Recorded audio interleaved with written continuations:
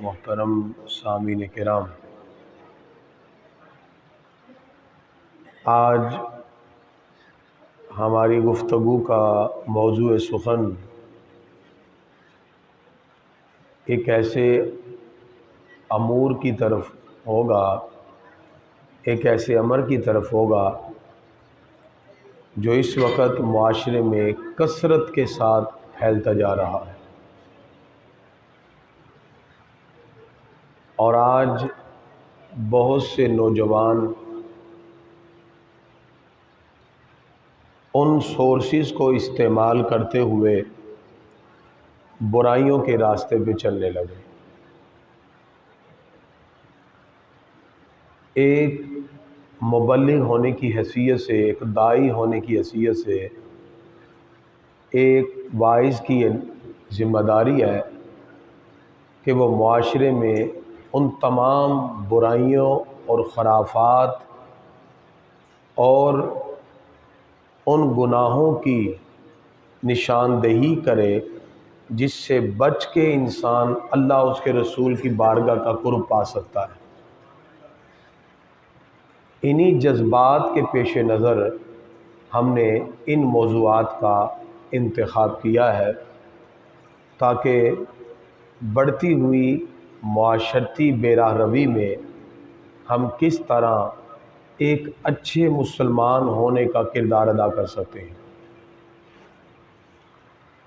آج کل میڈیا کا سب سے مؤثر ترین ذریعہ سوشل میڈیا ہے، اور ہماری گفتگو بھی آج یہ ہوگی کہ سوشل میڈیا کا صحیح استعمال اور انسانی زندگی پر اس کے منفی اثرات، کیسے کیسے نیگیٹو ایفیکٹس مرتب ہوتے ہیں انسان کی زندگی پر، روٹین پر، روزمرہ لائف پر، اگر وہ سوشل میڈیا کی بہتی ہوئی بے راہ روی کے اندر بہہ جائے۔ فیس بک، انسٹاگرام، ٹویٹر اور واٹس ایپ دیگر بہت سے سوشل میڈیا کے سورسز ہیں۔ یہ سماجی میڈیا سائٹس ہمارے معاشرے میں خاص طور پر نوجوانوں کی ذہنیت بنانے میں اہم کردار ادا کرتے ہیں، اور جس ملک کی 60% سے زیادہ یوتھ ہو، نوجوان نسل ہو، تو اتنی کثرت میں یوتھ ہو، اور اگر وہ کسی بھی کام کو سوشل میڈیا پہ وائرل کرنا چاہیں تو منٹوں کے اندر بات کو کہاں سے کہاں تک پہنچا سکتے ہیں۔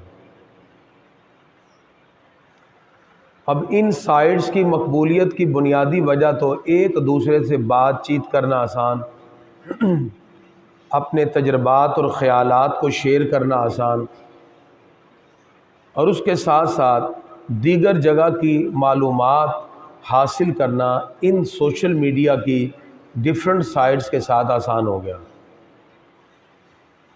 لیکن جہاں اس کے مثبت پہلو ہمیں نظر آتے ہیں، کمیونیکیشن گیپ جو تھا وہ فل ہو گیا، جہاں ہم بہت جلد ایک دوسرے سے رابطہ رکھ لیتے ہیں وہاں اس کے بہت سے منفی اثرات بھی مرتب ہوئے۔ وہ منفی اثرات جو ہیں آج اس معاشرے میں نوجوانوں کے کثرت سے سوشل میڈیا یوز کرنے کی وجہ سے ان کی ذات پر مرتب ہو گئی۔ ہم کوشش کریں گے کہ آج کے اس موضوع میں ان منفی اثرات کو بھی ذکر کریں اور اس کے صحیح استعمال کی طرف بھی آپ کی توجہ مبذول کرائیں۔ سب سے پہلے یاد رکھیے کہ سوشل میڈیا کا استعمال ایک حد تک تو انسان کو فائدہ دیتا ہے، لیکن کسی بھی شے کا بے جا استعمال انسان کی صحت کے لیے نقصان دہ ہے۔ آپ کمپیوٹر ہے، موبائل سکرین ہے، زیادہ دیر اگر آپ استعمال کریں گے آپ کی نظر ویک ہو جائے گی۔ رات دیر تک سماجی media, different social web sites اگر آپ دیکھیں گے تو آپ کی صحت پر منفی اثرات مرتب ہوں گے، آپ طرح طرح کے ذہنی بیماریوں میں مبتلا ہو جائیں گے۔ اسی وجہ سے آج نوجوانوں میں اکثر، یعنی مختلف جگہ مجھے پڑھانے کا اتفاق ہوتا ہے، تو نوجوان چند منٹ کھڑے ہو تو ٹانگیں کانپنے لگ جاتی ہیں، ان کے پٹھے اتنے کمزور ہیں، تھوڑا سا لکھنا پڑ جائے تو ہاتھوں میں درد ہو جاتا ہے۔ اس کی وجہ کہ کثرت سے سوشل میڈیا یوز کرنے کی وجہ سے جہاں بے چینی، ڈپریشن کی کیفیت میں بندہ مبتلا ہوتا ہے، وہاں جسم کے پٹھے کمزور ہوتے ہیں، اور لکھنے کا جو عمل تھا وہ آہستہ آہستہ ختم ہوتا جاتا ہے۔ پہلے دور میں ہمارے بزرگ چیزوں کو لکھ لیا کرتے تھے، ان کی کاپیاں، ڈائریاں آج بھی نکلتی ہیں، وہ ڈفرنٹ چیزوں کو، اپنی یادداشت کو، ہر چیز کو لکھ لیتے تھے۔ اب نوجوان کی کوشش ہوتی ہے کہ لکھنے کی بجائے موبائل سے پک اتار لی جائے، گویا کہ وہ لکھنے سے عاری ہوا، جب عاری ہوا اس کی صلاحیت کم ہوتی گئی، اس کے اندر جو اللہ تعالیٰ نے کانفیڈنس لیول رکھا تھا وہ لوز ہونے لگا، وہ اپنی ڈفرنٹ ویب سائٹ کو جو وہ رات کے وقت دیکھ رہا ہے، اس کے راز کے کھل جانے کا خوف اس کے پر طاری رہنے لگا، جس کی وجہ سے وہ ڈپریشن میں چلا گیا، بے چینی میں چلا گیا۔ لہذا سوشل میڈیا کی کثرت استعمال سے ذہنی بیماریاں جنم لینے لگی، بے چینی، اضطراب، ڈپریشن بڑھنے لگا، اور انسان ایک صحت مند زندگی گزارتے ہوئے ٹینشن کی زندگی گزارنے پہ مجبور ہو جاتا ہے، اور وہ اپنے سٹریس کو کم کرنے کے لیے کوشش کرتا ہے کہ اور ڈفرنٹ چیزوں کو اور ڈفرنٹ ویب سائٹ کو دیکھے، آہستہ آہستہ وہ مکمل سٹریس میں چلا جاتا ہے۔ اب ہم نے اس کا انالیسس کیا، وہ نوجوان جن کے والدین نے ان کو موبائل لے کے دیا ہی نہیں، ان کو کہا کہ آپ ہمارا موبائل یوز کریں، اور اگر دیا ہے تو سادہ دیا ہے، سمارٹ نہیں دیا، تو ان کی ایکٹیویٹی اور ان کی سوچنے سمجھنے کی صلاحیتیں اور ڈفرنٹ چیزوں کو ڈفرنٹ اینگل سے دیکھنے، ڈفرنٹ ورائٹی سے سوچنے، اور اپنی سوچ میں ڈفرنٹ اینگل پیدا کرنے اور ملٹی ڈائمینشن فکر کے حامل وہ نوجوان پائے گئے، جو ایک چیز سے مختلف چیزوں کو اخذ کرنے کا اور ایک چیز سے ایکسپیریمنٹ کر کے ڈفرنٹ چیزوں کو اپنے سامنے ثابت کرنے کا خوبصورت اور امتیاز رکھتے ہیں۔ لیکن جو سمارٹ فون کی بری ویب سائٹ میں بہہ گئے، ڈپریشن کے ساتھ ساتھ وہ کریٹیویٹی سے بھی محروم ہو گئے، تخلیقی صلاحیتوں سے بھی محروم ہو گئے۔ بے چینی، ڈپریشن، سب سے بڑھ کر ان کی غیر صحت مند نیند ہے جس نے ان کے جسم کے اوپر اثرات مرتب کی ہے۔ جسم ایک مطلوبہ مقدار تک نیند کا متلاشی ہوتا ہے، متقاضی ہوتا ہے۔ جب آپ رات کو ڈفرنٹ سوشل ویب سائٹ میں گم ہو جاتے ہیں، آپ کو یہ ایک ایسا نشہ لگتا ہے، آپ کو وقت کے گزرنے کا احساس ہی نہیں ہوتا۔ ادھر سے تہجد یا فجر کی اذان کی آواز آتی ہے، جلدی سے موبائل بند کر کے سونے کی کوشش کرتے ہیں۔ اس وقت جو کیفیت آپ پر طاری ہو جاتی ہے، اس کی وجہ سے آپ اللہ کی عظیم نعمت نیند جیسی کیفیت سے آپ اللہ کی اس نعمت سے مبرہ ہو گئے۔ یہ بات میں نے آج اس لیے کی، ایک والدہ میرے پاس ہے، اس نے کہا میرا بیٹا ہے، ایک اچھی جاب پہ لگا ہے، لیکن وہ کچھ نہیں کر رہا، چھٹیاں کرتا ہے جاب سے بھی، ہمیں ڈر ہے کہ اس کو وہاں سے بھی نہ نکال دیں، اور اس کی کیفیت یہ ہے کہ وہ بات کرنے لگتا ہے تو ہاتھ کانپنے لگ جاتے ہیں، اور کوئی بات ہم سے کہہ ہی نہیں سکتا، آفس میں جاتا ہے صحیح طور پہ کام نہیں کرتا، ڈگری بھی اس کے پاس ہے۔ میں نے کہا آپ اس کی ایکٹیویٹی بتائیں، اس نے آغاز ہی ایسے کیا، جی وہ رات ساری موبائل پہ لگا رہتا ہے، صبح ہی تقریباً کہیں سوتا ہے، اور صبح 9-10 بجے اٹھ کے پھر ڈیوٹی پہ چلا جاتا ہے۔ تو میں نے کہا سب سے بڑی پرابلم ہی یہی ہے کہ جب ساری رات وہ سوشل میڈیا پہ بیٹھے گا، سوشل میڈیا کے ڈفرنٹ ویب سائٹ کی طرف جائے گا، ڈفرینٹ سورسز کو استعمال کرے گا. گناہ میں تو لذت ہے، اور صبح اذان کے وقت جلدی سے رکھ کے اس نے آنکھیں بند کر کے لیٹ جانا ہے، اور 3-4 گھنٹے کی نیند لے کے جب وہ جائے گا، نہ اپنی آفس کے اندر اچھی کارکردگی دکھا سکتا ہے، نہ اپنے سوشل بیہیویئر میں، یہاں تک کہ خود اعتمادی اتنی ختم ہوئی کہ بات کرتے ہوئے اس کے ہاتھ کانپنے لگ جاتے ہیں. انہوں نے کہا کریمی صاحب پھر اس کا حل کیا ہے؟ میں نے کہا ہم تو یہی کر سکتے ہیں کہ ہم ایک موضوع کا ایسا انتخاب کر سکتے ہیں جہاں ہم ان کو بتائیں کہ آپ اپنی جوانیوں کو کیوں تباہ کر رہے ہیں ایسی سوشل ویب سائٹس کی وجہ سے. سوشل میڈیا کا یہ استعمال انسان کو انتہائی نقصان دہ ہے. جس نے ایک بندے کو سگریٹ نوشی یا شراب کے نشے کی عادت پڑ جاتی ہے، سوشل میڈیا بھی ایک نشہ ہے سگریٹ کی طرح، اور لوگ بغیر سوچے سمجھے سوشل میڈیا کو چیک کرتے کرتے آگے سے آگے بڑھتے جاتے ہیں. اور سوشل میڈیا ایک ایسی شیطان کی آنت ہے جس کو کلک کرتے جائیں اور آگے بڑھتے جائیں، اور آپ کہاں سے کہاں تک پہنچ جاتے ہیں.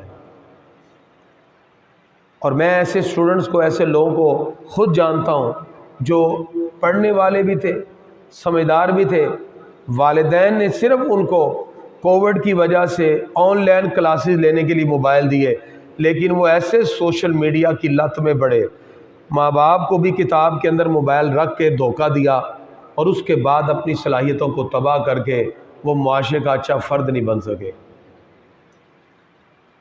سوشل میڈیا اس طرح لوگوں کو تباہ کر رہا ہے. عملی زندگی میں پھر ان کو ناکامیوں کا سامنا کرنا پڑا.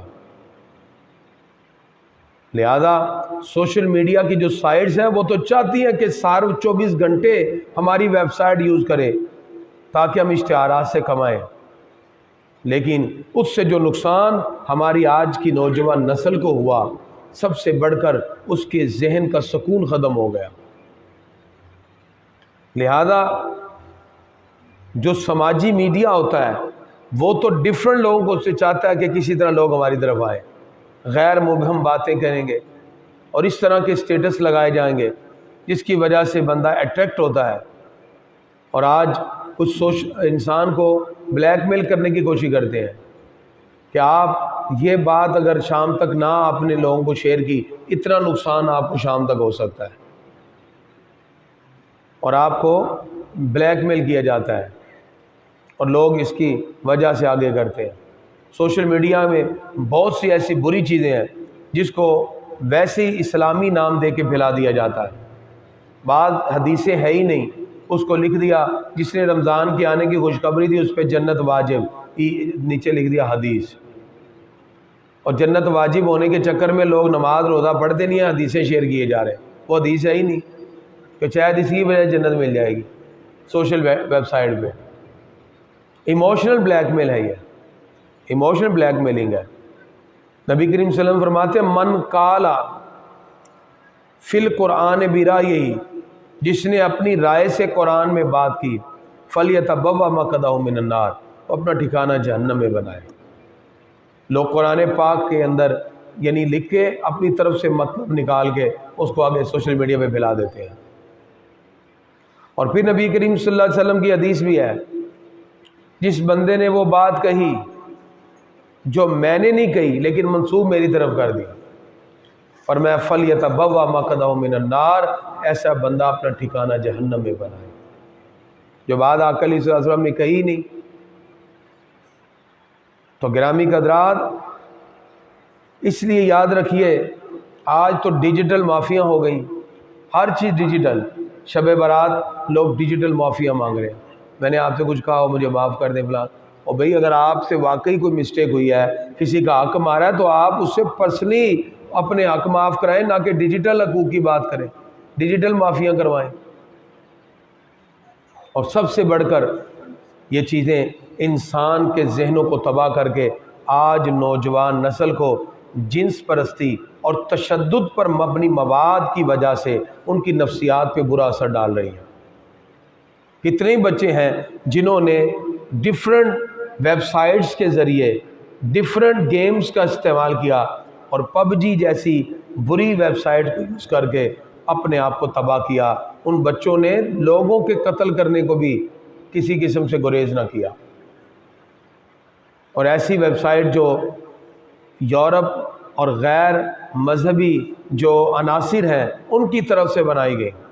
نوجوان اپنے گیم کے اندر گول کو پورا کرنے کے لیے آگے بڑھتا گیا، یہاں تک کہ اس گیم میں ایسا وقت بھی آیا کہ سامنے بیت اللہ شریف تھا اور اس نے کہا اٹیک، اور اس نے اس گیم کے ذریعے بیت اللہ شریف پر بھی اٹیک کر دیا۔ کیسے ہم مسلمان ہیں؟ اب اس پر ایک تو ذمہ داری حکومت اور گورنمنٹ کی بھی عائد ہوتی ہے، لیکن حکومت باقی ساری پابندیاں لگا سکتی ہے۔ کرونا کے دوران مسجد پہ پابندی لگ سکتی ہے، جمعہ پہ پابندی لگ سکتی ہے، لیکن حکومت ایسی ویب سائٹ پر پابندی نہیں لگا رہی جو اسلام کے خلاف ایک بہت بڑا مواد اور بہت بڑا نفرت کا مواد نوجوانوں کے ذہنوں میں منتقل کر رہے ہیں۔ ایسی ویب سائٹ موجود ہے۔ تو گرامی حضرات، اس کے ساتھ ساتھ سوشل میڈیا میں سب سے بڑا نقصان یہ ہوتا ہے آپ کی پرسنل لائف جو ہے، ذاتی معلومات وہ لیک ہو جاتی ہے۔ جرائم پیشہ افراد ذاتی معلومات حاصل کرتے ہیں، آپ کی تصاویر، مواد کا غلط استعمال ہو سکتا ہے، اور لوگ یہ طرح طرح کے سوشل میڈیا سے ہی نمبر اٹھاتے ہیں اور پھر بلیک میل کرنے کی کوشش کرتے ہیں، اور ایسے کئی واقعات ہمارے گرد و نواح کے لوگوں کے درمیان ہوئے اور طالب علموں کی تعلیم پر منفی اثرات مرتب ہوئے۔ اس لیے ہم نے کووڈ کے دوران بھی والدین سے کہا اگر آپ کے بچے آن لائن پڑھ رہے ہیں تو خدا را ان کو کمپیوٹر یا لیپ ٹاپ یا جو بھی آپ فیسلٹی دے رہے ہیں ان کو آپ تنہا کمرے میں یہ چیزیں نہ دیں، آپ ان کو اپنے سامنے بٹھائیں اور کہیں بیٹا اپنی کلاس لو، کامن روم کے اندر اس کا آپ سسٹم رکھیں، اس کا جو کمپیوٹر ہے، تاکہ وہ وہاں سے کلاس لے اور وہ برائی کے راستے کی طرف نہ جا سکے۔ گرامی حضرات، اگر آپ سوشل میڈیا کو اپنی اسٹڈی کے لیے یوز کرتے ہیں تو اس کا ایک وقت مقرر کریں، والدین اس کی نگرانی کریں، اور اپنی اسٹڈی کے علاوہ کسی اور ویب سائٹ کی طرف جانے کی ضرورت نہیں۔ کبھی بھی ذاتی معلومات کو شیئر نہ کریں، اگر بات کی تحقیق ہے تو کریں، ادروائز کبھی بھی اس کو استعمال نہ کریں اس نظریے سے کہ کہیں برائی کے اندر آپ بھی شامل نہ ہو جائیں۔ گرامی حضرات، ٹیکنالوجی ہمیں فائدہ تو دے رہی ہے، لیکن اس ٹیکنالوجی سے انسان کے تعلقات اور دور دراز کے ہزاروں کلومیٹر کے فاصلے چند منٹوں میں ہمارے پاس آ گئے، لیکن اس کا نقصان ہوا۔ فیس بک، ٹویٹر، انسٹاگرام، واٹس ایپ اور سنیپ چیٹ نے بہت سی چیزوں کو قریب تو کیا، لیکن مرد و خواتین اور غیر محرم کے تعلقات کو بھی فروغ دیا، جس کی وجہ سے آہستہ آہستہ ہمارا معاشرہ برائی کی دلدل میں پھنسنے لگا۔ کہاں سے لائیں 1965 کا وہ جذبہ کہ ہم سے بڑے 10 گنا بڑے بھارت نے حملہ کیا، ہمارے نوجوان یہاں بم باندھ کے ٹینک کے نیچے لیٹ گئے۔ نعرہ تکبیر و رسالت کی اس طرح گرجدار آواز تھی، میجر ریٹائر محمد افضل نے لکھا ہے ہم نے آدھی سے زیادہ 65 کی جنگ صرف نعرہ تکبیر و رسالت سے جیت لی تھی۔ جس نوجوان کے نعرے میں اتنی گونج ہو اس کی گولی میں کتنی گونج ہوگی۔ اللہ نے اتنی غیرت عطا کی ہے ایک مسلمان کو، غیرت مند مسلمان کو۔ اس لیے آج ہمیں پھر اپنے اندر وہ تقوی پرہیزگاری پیدا کرنی ہے۔ سوشل میڈیا دنیا کے باقی ممالک میں بھی ہے، لیکن ہمارا ملک کیوں سیکشول ویب سائٹ دیکھنے میں سب سے آگے چلا گیا؟ اس کی وجہ کہ تربیت نہیں ہوئی۔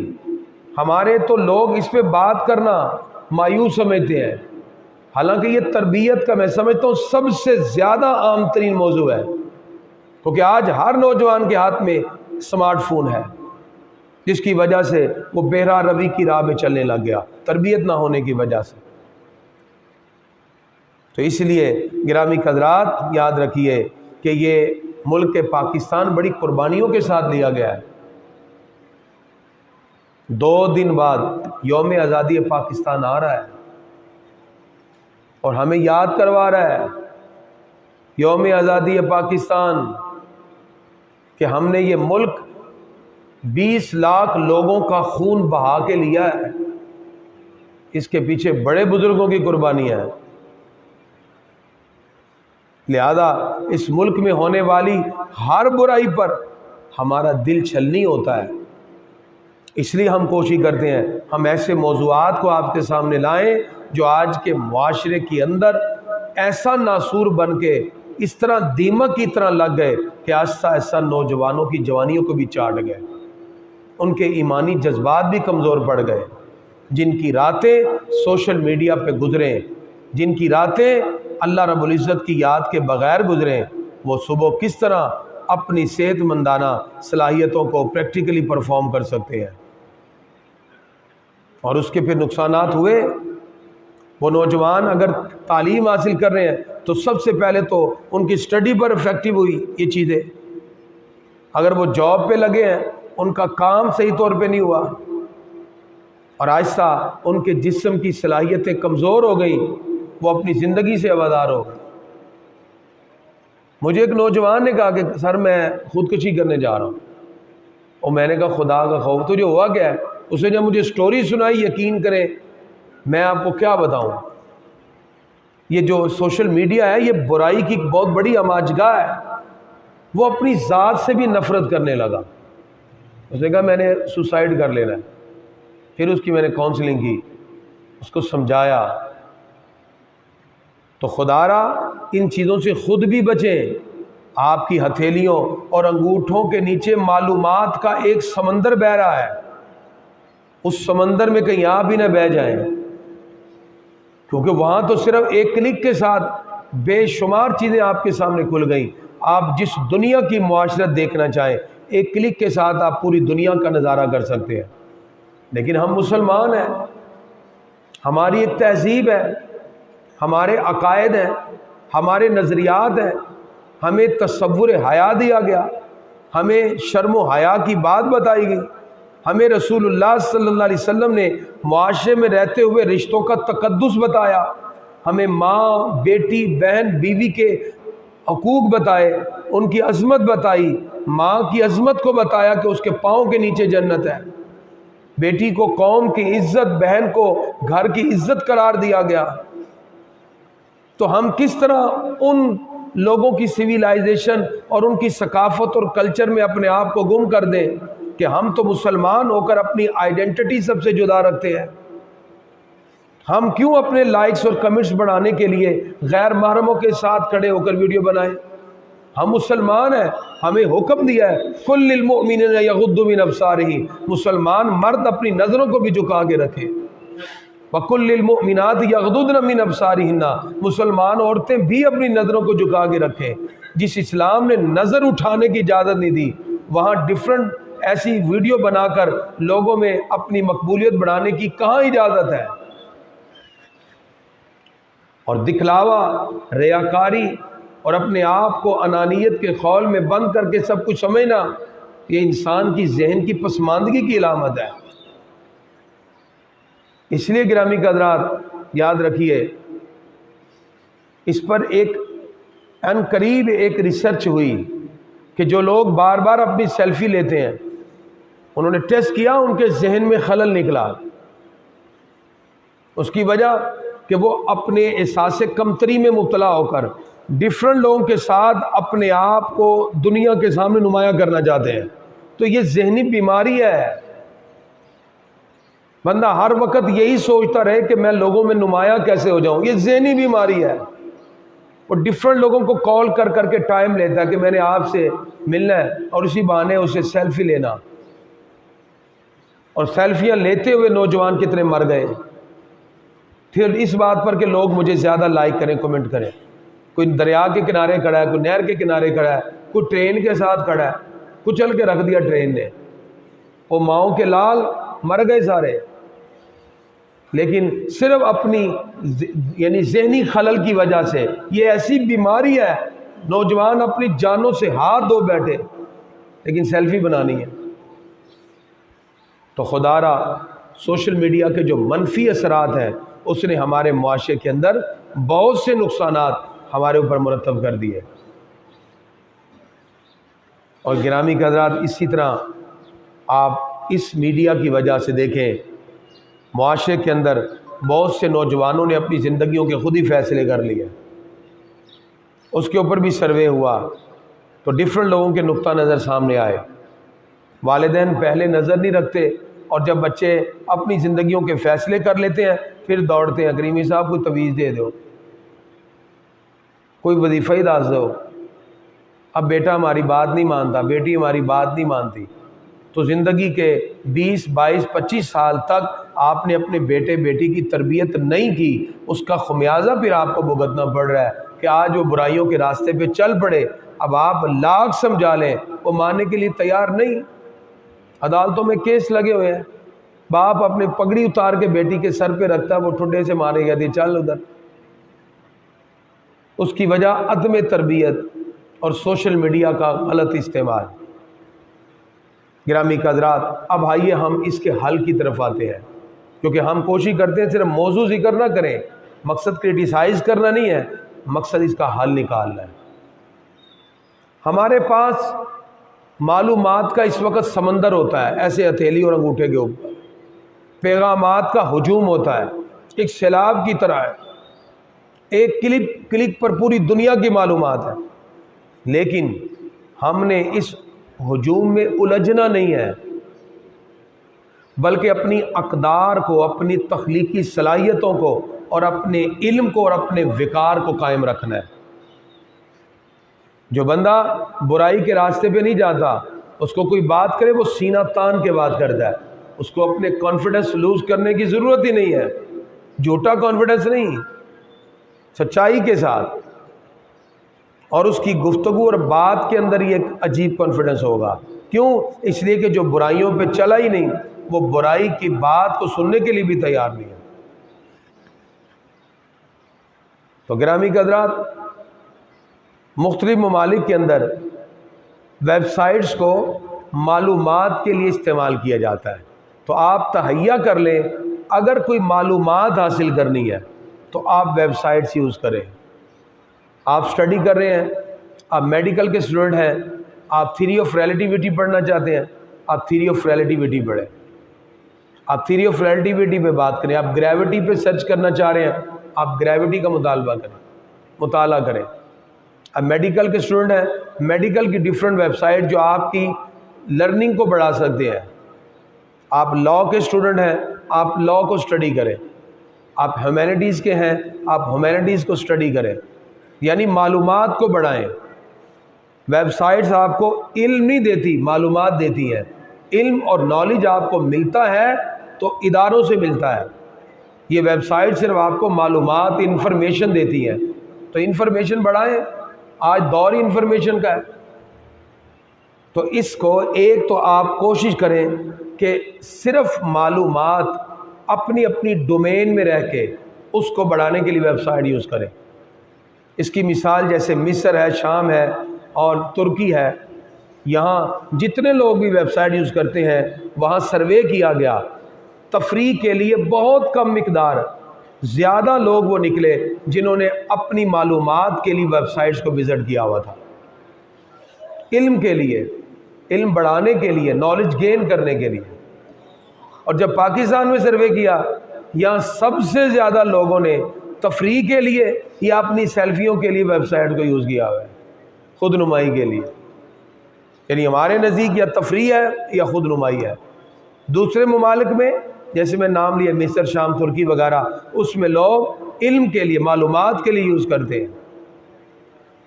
اگر آپ ان سوشل میڈیا کو شغل میلے کے لیے استعمال کریں گے تو آپ تباہ ہو جائیں گے. نوجوان سارا دن اس پہ لگتے ہیں کہ کوئی نیا آئیڈیا ڈھونڈیں اور اس پہ ٹک ٹاک بنائیں، اور پھر بنانے کے بعد اس کو وائرل کریں، پھر اس کی دیکھ، اس کو ساری تباہی اس میں آ جاتی ہے. والدین ہمارے پاس آتے ہیں کہ کوئی ایسا کام کریں گے، سارا دن رات موبائل پہ لگے ہوئے ہیں. مجھے ایک والد نے آگے کہا کہ کریمی صاحب خدا کے لیے کسی طرح بچوں کو سمجھائیں کہ کیا ہو گیا ہمارے گھروں میں، ماں، بیٹی، بیٹا بیٹھے ہوئے سارے موبائل پہ ہیں، باپ بیچارہ تنہا کبھی ادھر دیکھ رہا کبھی ادھر دیکھ رہا، کوئی کسی کی طرف دیکھنے کے لیے بھی تیار نہیں ہے۔ قریب بیٹھے بیٹھے بھی کتنے کتنے دور ہم چلے گئے۔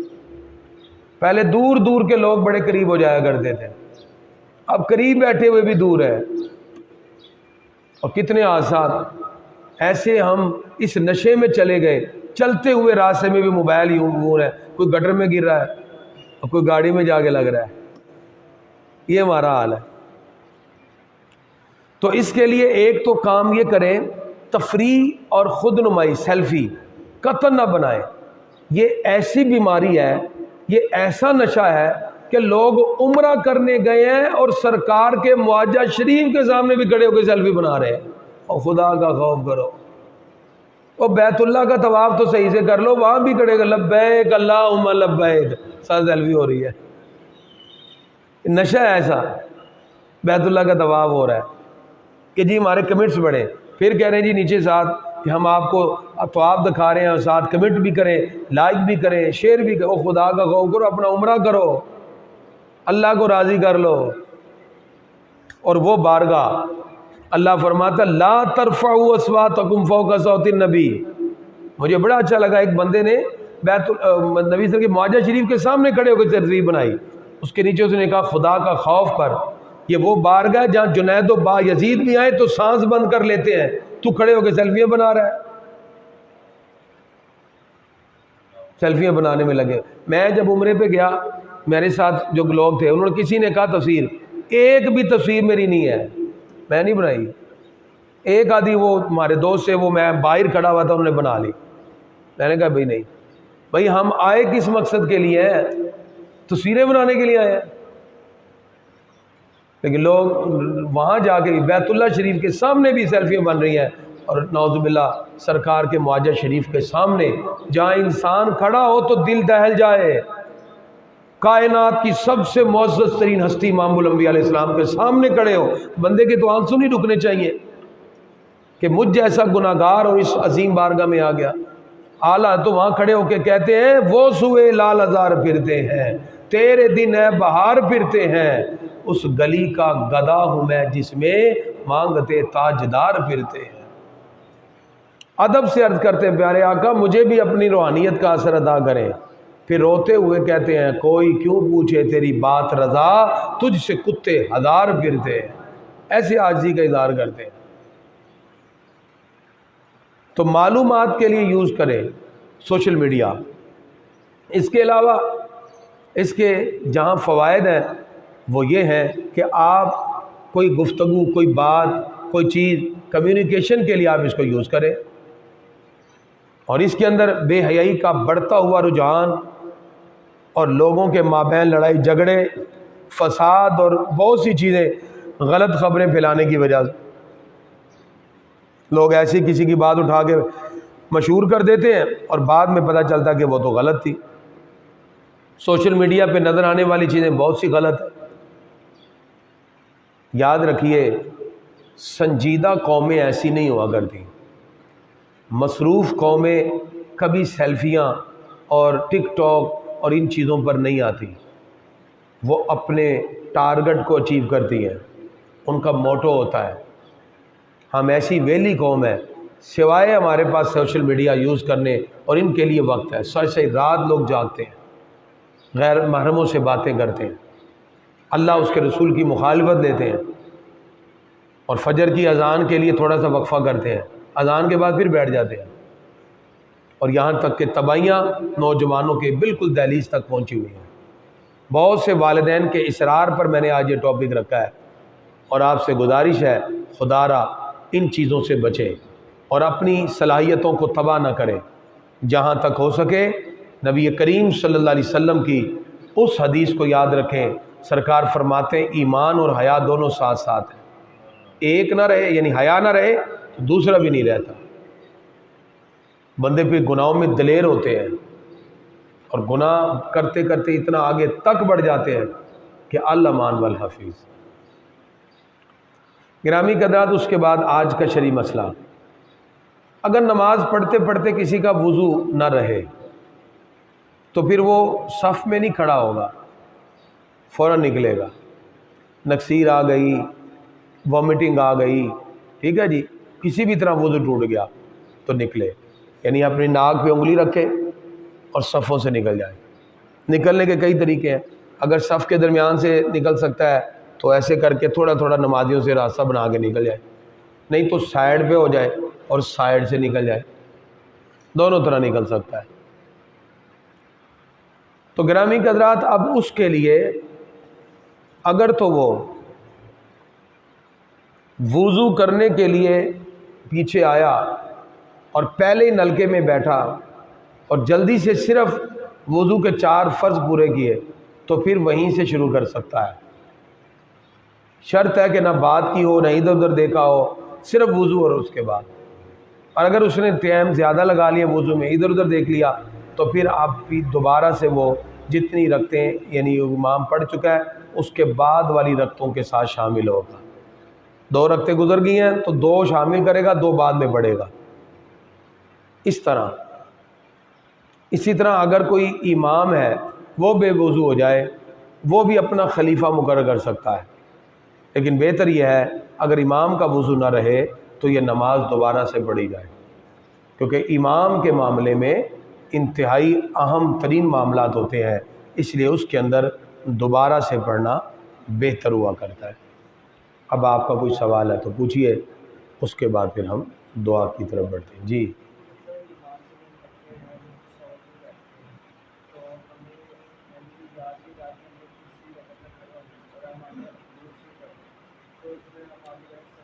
اگر آپ نے تشہد 2 رکعت کے بعد کیا اور عبدہ و رسولہ سے آگے پڑھ لیا، جب اللہم صلی علی محمد تک پڑھ لیں گے آپ پہ سجدہ صاحب واجب ہو جائے گا۔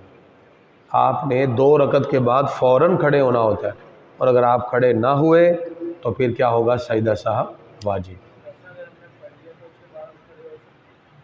ہاں کھڑے تو ہوں گے، جو رکھتے رہتی ہیں، آپ نے پڑھ لیا، باقی تو آپ رکھتے کھڑے ہو کے پڑھیں گے، وہ تو غلطی سے پڑھا ہے، آخر میں سجدہ صاحب بھی کریں، باقی رکھتے تو کھڑے ہو کے پڑھنی پڑھنی ہے جو باقی رہ گئی ہیں۔ جی اور ہاں ناخن وغیرہ کاٹ لیں روزے کی حالت میں کوئی حرج نہیں ہے، ناخن کاٹنے سے روزے پہ کوئی اثر نہیں پڑتا، اور معتکف جو ہیں وہ جب کاٹیں گے تو دھیان سے مسجد میں نہ گرے، اس کا دھیان رکھیں۔ اور نہیں، آنکھ اور کان میں دوائی نہیں روزے کی حالت میں ڈالنی، کیونکہ کان سے گلے میں چلا جاتا ہے، آنکھ سے بھی اس گلے میں ٹیسٹ محسوس ہوتا ہے، تو گلے میں ٹیسٹ محسوس ہونے کی وجہ سے روزے کی حالت میں یہ نہ ڈالیں۔ اور جی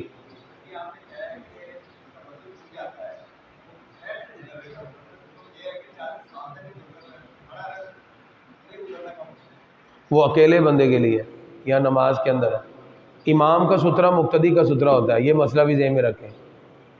بات سمجھ آئی؟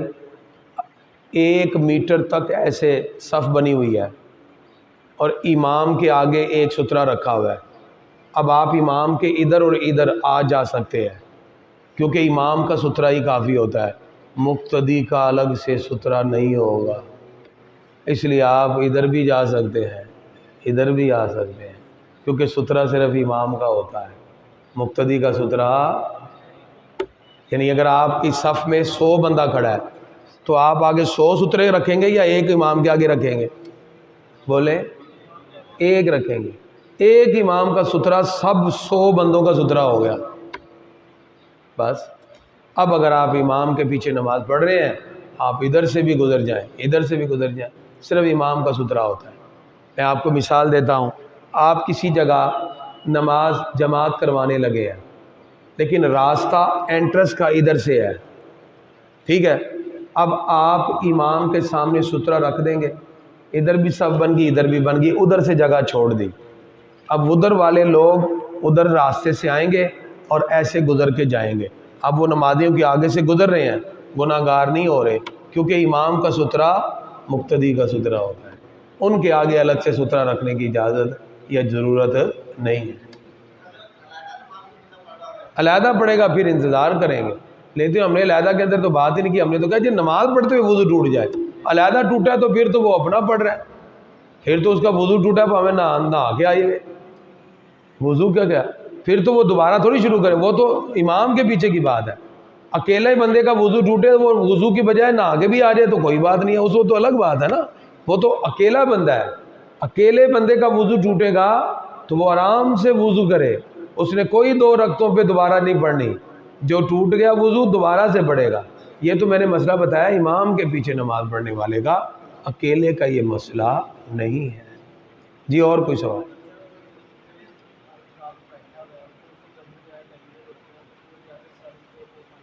ہاں وہی نا، اگر کوئی اعتکاف میں بیٹھا گرمی لگ رہی ہے تو جب وضو کرنے جائے تو سر اپنا ساتھ ہی نیچے کر لے، ٹوٹی کے اچھی طرح سر دھو لے، ٹھیک ہے، دھو کے پھر ٹاول رکھے اور گیلا کر کے اندر آ جائے۔ اب سائڈ پہ ہو کے اگر اس کو گرمی زیادہ لگ رہی ہے تو گیلا کپڑا اپنے پورے جسم پہ اچھی طرح مل لے، مسجد میں ہی کوئی کپڑا لے کے کونے میں، اور اس کے بعد بنیان وغیرہ پہن کے کپڑے پہن لے، فریش ہو جائے گا۔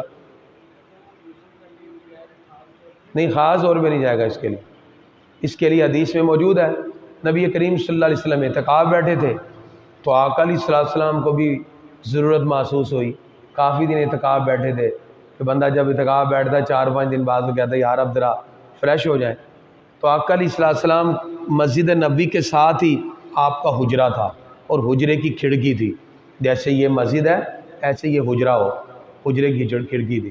آقا علیہ السلام نے مسجد میں کھڑے ہو کے اپنا سر ایسے حجرے کی طرف کر دیا، ایسے ایک طرف، تو حضرت عائشہ صدیقہ رضی اللہ عنہ نے آپ کا سر دھو دیا، پھر آپ صلی اللہ علیہ وسلم نے اپنا سر ایسے کر دیا، حضرت عائشہ صدیقہ رضی اللہ عنہ نے آپ کا ادھر والا سر دھو دیا۔ اس کا مطلب مسجد میں کھڑے ہو کر اگر باہر سر جھکا کے سر دھونے کی فیسلٹی ہے تو ٹھیک ہے، اگر کوئی بندہ ویسے ہی وضو کے علاوہ چاہتا ہے تو پھر وہ وضو خانہ کی پوڑی پہ نہ چڑھے، سیڑھی پہ نہ چڑھے، لیکن وہ دور ہو جائے گا، پھر یہاں کھڑے ہو کے رہے، ادھر وضو خانہ پہ نہیں چڑھے گا، ادھر کھڑے ہو کے سر جھکا کے ٹوٹی کھول کے اپنے سر پہ پانی بہا لے، تو یہ حدیث سے ثابت ہے۔ لیکن اگر وہ وضو خانہ کے سیڑھی کے اوپر چڑھے گا تو وہ مسجد سے باہر گیا ہے، اور وہ صرف وضو کے لیے جا سکتا ہے، سر دھونے کے لیے نہیں جا سکتا۔ اس کے لیے میں نے 2 ہی طریقے بتا دیے، یا وضو جو کرنے جائیں اسی وقت دھو لیں، یا پھر یہ اوپر والا حصہ نہ چڑھے، مسجد میں ہی کھڑے رہیں اور مسجد میں کھڑے کھڑے اپنا سر ایسے جھکا کے اور نلکا کھول کے اپنے سر پہ پانی ڈال کے واپس آ جائیں، جیسے حضور اکرم صلی اللہ علیہ وسلم نے مسجد میں کھڑے ہو کے اپنا سر حجرے میں جھکا دیا اور حضرت اماں عائشہ صدیقہ رضی اللہ تعالی عنہا نے سرکار کے سر مبارک کو دھو دیا۔ جی اور کچھ سوال؟ کپڑے چینج کر لیں، وہ کوئی نہیں ہے، داری بات ہے، آپ چاہتے ہیں کہ پسینے کی سمیل ہے یا کچھ بھی، آپ فریش ہونے تو کپڑے چینج کرنے، خوشبو لگائیں جو بھی، کپڑے چینج کر کے آپ نماز پڑھیں، بات کریں، کوئی حرج نہیں ہے، مسجد کے اندر ہی رہنا ہے، اس کے لیے آپ ایک چھوٹا سا کپڑا لے لیں نا، کپڑا بنا کے کونے میں لگائیں، وہاں آپ کپڑے چینج کر لیں۔ جی اور کچھ سوال؟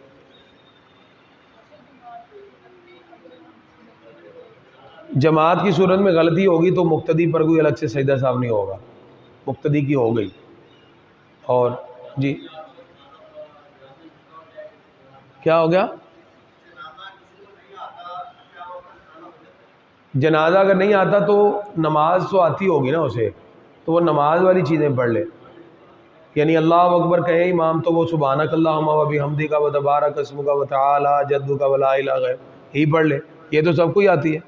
پھر امام کے اللہ اکبر تو درود نہیں آتا، اگر جنازے والا تو درود ابراہیمی سب کو آتا، اللہم صلی علی محمد کما صلیت علی، وہی پڑھ لے۔ تیسری بار اللہ اکبر، اس کو دعا نہیں آتی تو یہی کہتا رہے اللہم اغفر لہ اللہم اغفر لہ اللہم اغفر لہ، ٹھیک ہے نا، تو وہ اس کو یاد کرنے کی کوشش کرے۔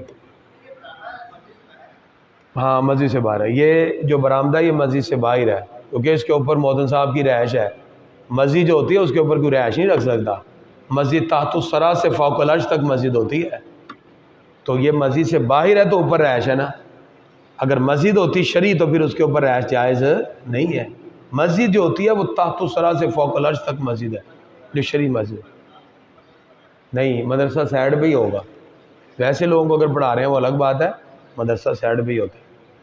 اور اللہ تعالیٰ عمل کی توفیق عطا فرمائے۔ مولا یا صلی وسلم